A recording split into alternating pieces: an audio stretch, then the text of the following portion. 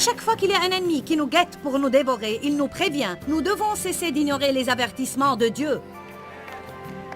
Même quand vous avez un mal récurrent quelque part dans votre corps vous dit que quelque chose ne va pas. Restez avec nous dans Jouissez de votre vie.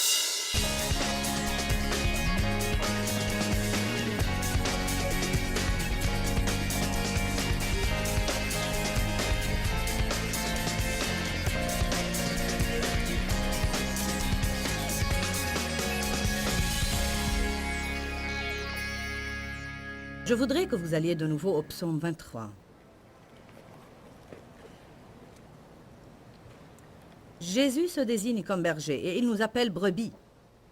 Pourquoi? Parce qu'il y a des ressemblances. Comment font les brebis?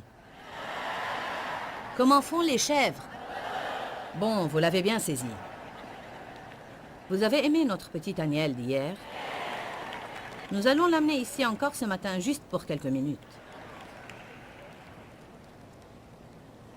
Nous avons tiré de merveilleuses leçons du psaume 23. Désolé que vous n'ayez pu les entendre toutes dans cette conférence, mais si je prêche quoi que ce soit au-delà d'un message en 4 parties, je dois le faire en 2 endroits. Mais chaque message est un tout en soi et apportera certainement une bénédiction à votre vie. Psaume 23. David dit « L'Éternel est mon berger ». Je mets l'accent sur « mon ». Prenez-le personnellement. L'Éternel est votre berger, pas simplement celui de tout le monde. Le vôtre. Il me nourrit, me guide, me protège. Je ne manquerai de rien. Il me fait reposer dans de verts pâturages frais et tendres. Il me dirige près des eaux paisibles et tranquilles. Remerciez Dieu pour son repos surnaturel. Verset 3. Il restaure et rafraîchit mon âme. Il me conduit dans les sentiers de la justice. Et même quand je marche dans la vallée de l'ombre de la mort, je ne crains aucun mal. Ta houlette et ton bâton me guident. Il me garde sur l'étroit chemin qui mène à la vie. Il me rassure. La houlette et le bâton me protègent contre être totalement dévoré et trompé par l'ennemi. Verset 5. Tu dresses devant moi une table en face de mes adversaires. C'est le message de ce matin. Tu dresses devant moi une table. Tu oins d'huile ma tête et ma coupe déborde. Oui, le bonheur et la grâce m'accompagneront tous les jours de ma vie. Et j'habiterai dans la maison de l'Éternel pour toujours. De quelle table parle cette écriture-là? Eh bien, en réalité, pour un berger, la table est l'une de ces plateformes qui se trouvent sur les plateaux élevés des montagnes. J'imagine qu'alors que le berger David menait son troupeau de brebis à travers ces vallées et qu'il essayait de les faire parvenir au haut de cette montagne où se trouvait la pâture, il devinait ces plateformes auxquelles ils allaient aboutir et à quel point l'air et la bonne pâture y seraient merveilleuses. Quand vous êtes dans la vallée, vous devez penser aux bénédictions qui sont plus haut. Vous ne pouvez pas ne penser qu'à la vallée. Vous devez imaginer le sommet alors que vous êtes dans la gorge. Vous devez parler des cimes pendant que vous êtes dans le ravin. Attention de ne pas trop parler de la vallée à moins de perdre de vue le sommet de la montagne. Le berger devait aller et préparer. Le psalmiste ici dit « Tu dresses devant moi une table ». Le berger laissait, il laissait le troupeau ailleurs et il passait plusieurs jours peut-être à préparer cette plateforme pour qu'elle soit prête au moment où son troupeau de moutons viendra brouter. Il commençait par répandre du sel et des minerais sur la terre pour son troupeau de brebis. Il s'assurait que le terrain avait de l'herbe saine et une bonne végétation, sinon il les prendrait autre part. Il passait des jours à scruter la plateforme pour y repérer des herbes toxiques qu'il arracherait.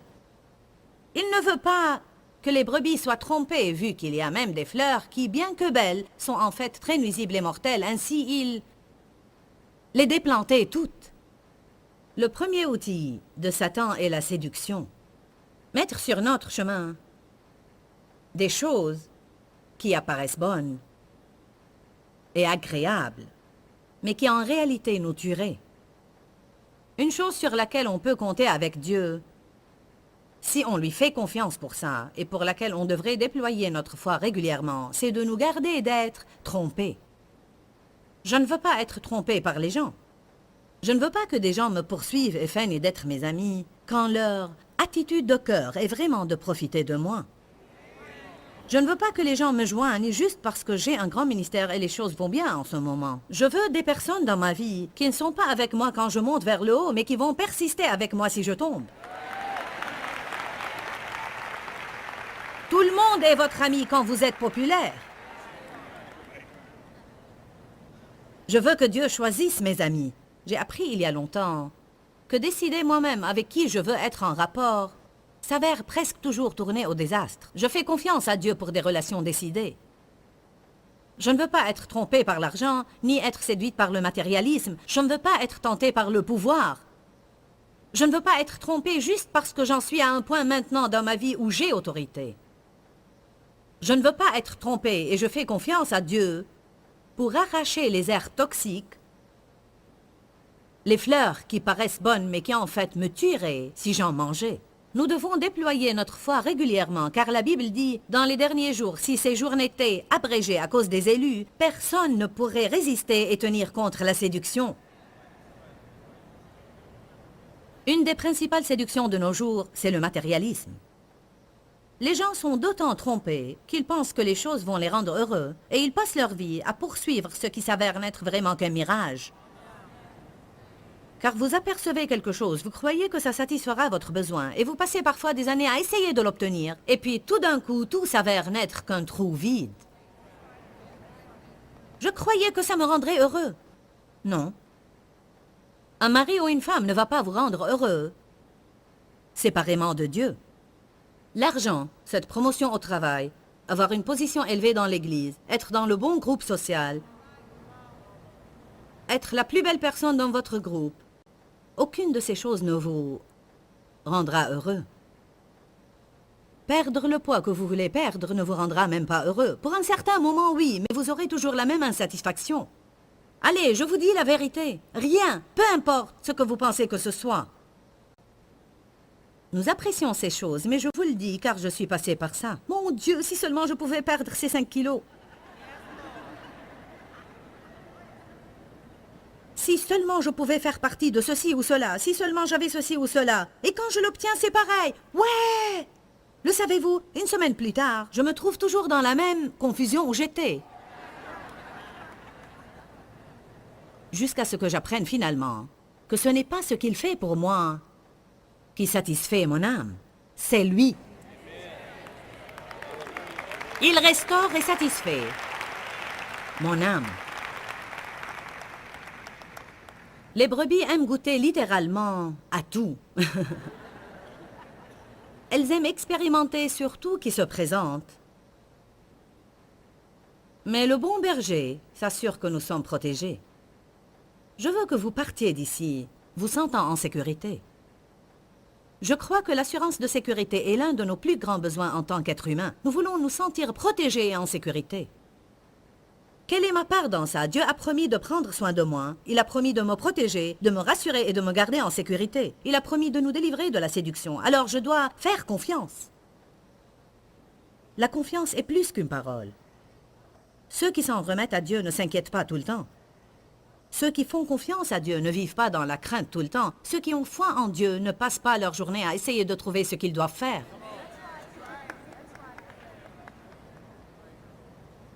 Ils ne vivent pas dans l'intellect. La confiance produit des fruits dans notre vie. Considérons une promesse dans la Bible. Genèse 28, à partir du verset 15.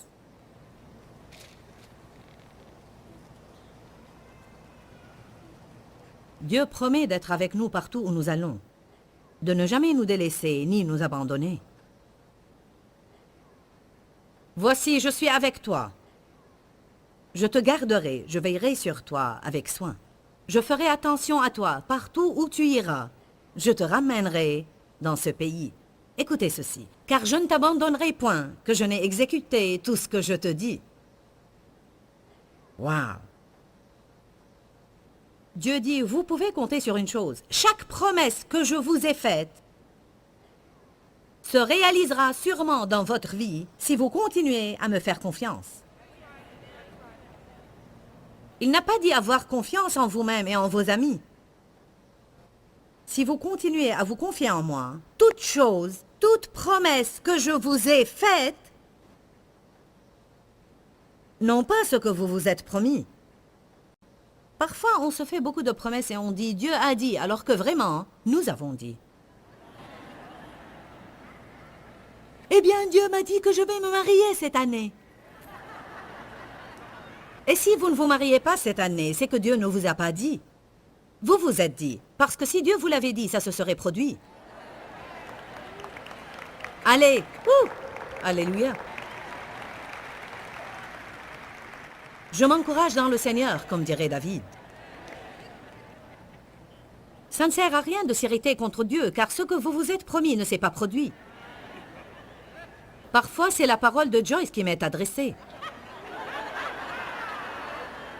Amen. Voyez, il n'y a aucun mal à dire « j'ai loupé Dieu ». Ça ne me rend pas une mauvaise personne. Nous manquons tous Dieu par moments dans la vie. On veut tous quelque chose si résolument qu'on se dit que Dieu nous dit qu'on va l'obtenir. Ce n'est pas un crime horrible. Mais ce que Dieu nous a promis, il dit « je le ferai, je ne te délaisserai pas, je ne t'abandonnerai pas, que je n'ai exécuté tout ce que je te dis. Je ne vous demanderai pas d'y aller, mais il y a une promesse dans Jude, verset 24. Une promesse merveilleuse, j'aime ça. Jude 24, il peut nous préserver de tout égarement et de toute chute et nous faire paraître devant sa gloire, irréprochable devant le Père. Alléluia. Je ne dois pas me lever chaque matin et me sentir comme dans un combat toute la journée à essayer de me garder de péché.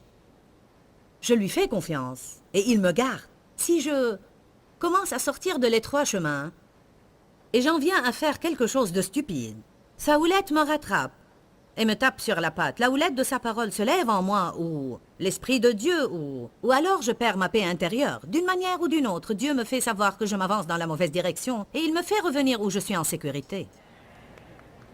Il me garde. Il est mon gardien. Allez à Matthieu 7.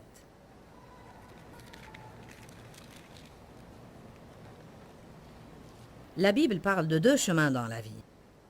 En réalité, chaque jour de votre vie et chaque jour de ma vie, nous devrons rechoisir et redécider sur lequel de ces chemins nous allons rester. Ce matin, alors que vous preniez une décision pour venir ici, vous avez décidé d'être sur les trois chemins. Amen. Vous partez d'ici pour aller déjeuner et peut-être que quelqu'un entame un sujet plein de potins qui sont diffamants à quelqu'un d'autre. Vous allez devoir faire un autre choix de rester sur les trois chemins et dire « je ne parlerai pas de cela ». Parlons plutôt de quelque chose de bon et de stimulant. Nous allons prier pour eux. Je ne veux pas entrer en jugement ou critiquer. Je ne sais pas ce qu'ils ont dans leur cœur. Comme ça, vous restez sur les trois chemins. Mais si vous voulez passer au chemin spacieux, vous pouvez embarquer dans la conversation et vraiment intentionnellement défaire tout l'effort que vous avez mis à être ici. Ce n'est pas ce qu'on entend qui change notre vie, c'est entendre et faire. Entendre et faire. Ah, vous entendez, je travaille maintenant, et vous êtes assis là en train d'absorber, aucun effort. Vous vous installez simplement dans le fauteuil, et je fais tout le travail. Quand vous partez, c'est vous qui allez travailler.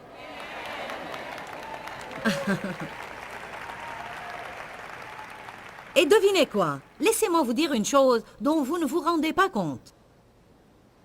Quand vous ne savez pas quelque chose, parfois vous disposez d'un répit à cause de votre ignorance.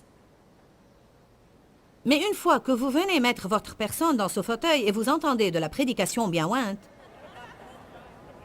vous passez à un nouveau degré de responsabilité, parce que maintenant vous savez quelque chose que vous ne saviez pas quand vous êtes entré. Maintenant, vous devez être responsable de quelque chose dont vous ne deviez pas être responsable avant d'être entré ici.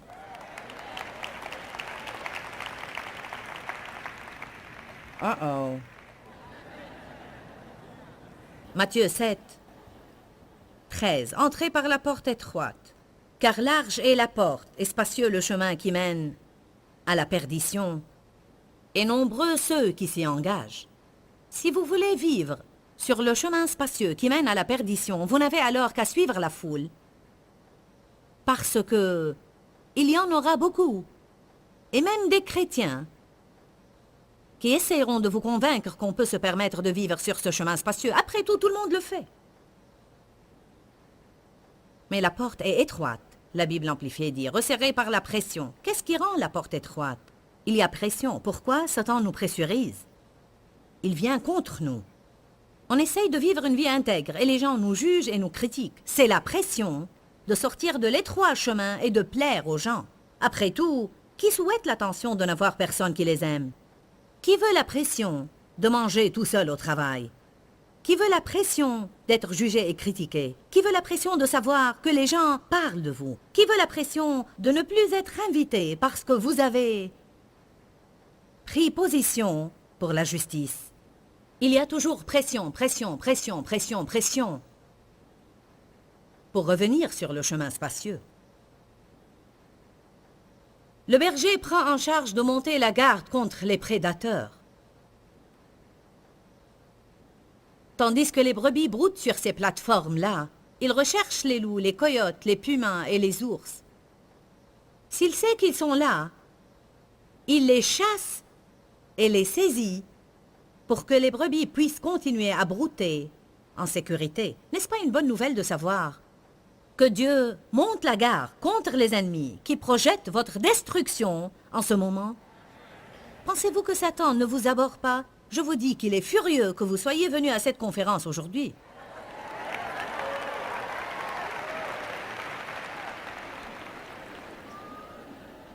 Notre problème est que nous ignorons les avertissements de Dieu.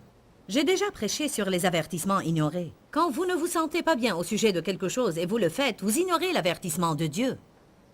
Chaque fois que vous participez à une conversation et qu'elle se diverge dans des cochonneries négatives, des potins, des médisances et des critiques, et vous avez la sensation d'un nœud au fond de l'estomac, c'est le Saint-Esprit qui vous dit là, arrête, arrête, il faut que tu arrêtes. Sors de ce chemin spacieux et reviens sur l'étroit chemin qui mène à la vie. À chaque fois, il y a un ennemi au dehors de cet étroit chemin pour nous dévorer. Dieu emploie sa parole, il emploie son esprit. Parfois, Dieu essayera de nous parler à travers des personnes. J'ai parlé à mon adjointe administrative ce matin. Et quelque chose m'est venu à cœur. Nous parlions d'une question dans sa vie. Et quelque chose m'est venu à cœur pour proposer qu'elle le fasse. Et au moment où je l'ai dit, elle m'a dit, c'est une confirmation, car Dieu me disait déjà cela. Parfois, le Seigneur essaye de nous parler et nous ne bougeons pas, nous n'agissons pas. Ainsi, le Seigneur enverra quelqu'un d'autre pour nous dire la même chose. Dieu est réellement en train de nous avertir. Les gens nous préviennent même de leur propre bouche quand on détruit nos rapports avec eux, si seulement on écoutait. Je sens que tu ne m'aimes plus. Je sens que tu ne passes pas de temps avec moi comme d'habitude. Pourquoi n'ai-je pas eu de tes nouvelles pendant 6 mois? Essentiellement, ce qu'elles font, c'est nous prévenir. Notre relation est en train de devenir revêche. Faites quelque chose ou elle va continuer sur le déclin. Mais nous ignorons ces avertissements pour la même raison que nous ignorons les avertissements sur les paquets de cigarettes. Avertissement, ce produit cause le cancer. Oh!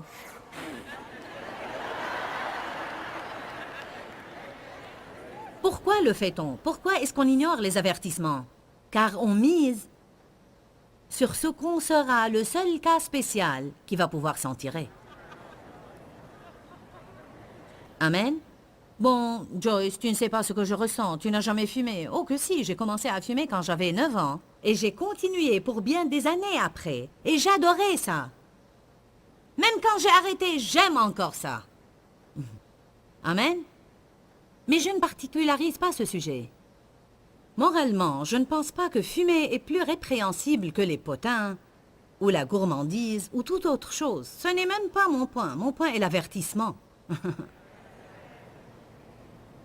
Même certains médicaments que nous prenons, si on écoutait ce que le médicament pourrait causer, on dirait « je garderai ma maladie ». Par exemple, ce produit peut causer la cécité. Merci bien, je pense que je garderai la douleur au genou. Amen.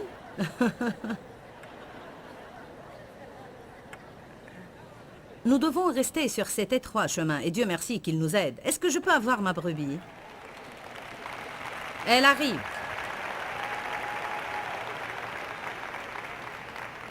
Fais-toi gentil comme tu l'as fait la veille. Allez là-bas et on vous guidera de ce côté pour que vous puissiez voir.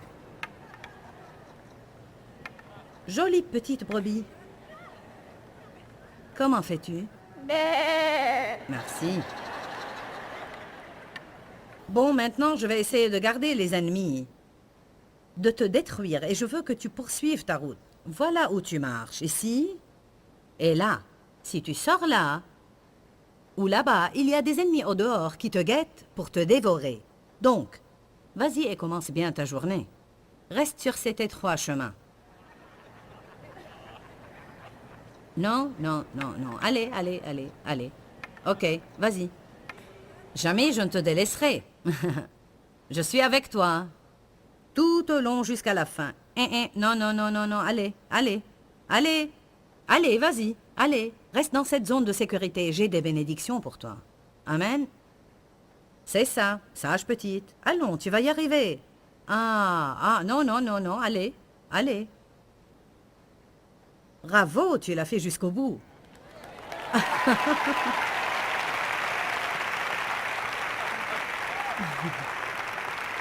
N'êtes-vous pas reconnaissant qu'il ne nous délaisse jamais?